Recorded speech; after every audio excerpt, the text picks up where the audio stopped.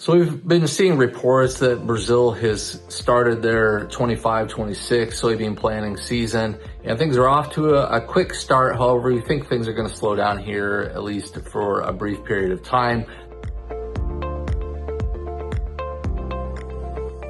They had really good rains in the second half of September in some areas. They're making a lot of progress in the state of Paraná, which is where most of the progress for the country is being made here, at least initially. There were some rainy areas in central Mato Grosso or northwest Mato Grosso, but they haven't had much for rainfall through widespread across that state and across the center-west region.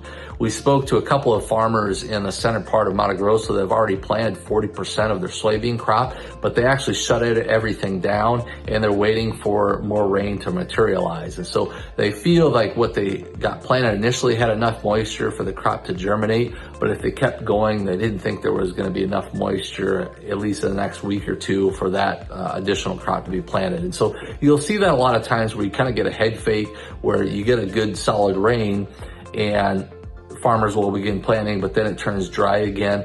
And so the rainy season hasn't quite solidified yet. And so it's still very early where, 70% or the bulk of the soybean crop is planted after October 6th. And so that's why October is a much more important month for the soybean planting season in Brazil.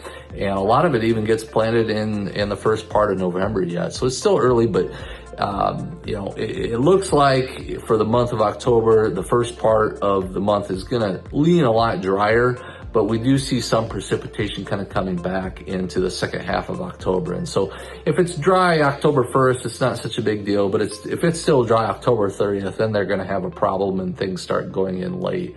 So that's what we're seeing right now.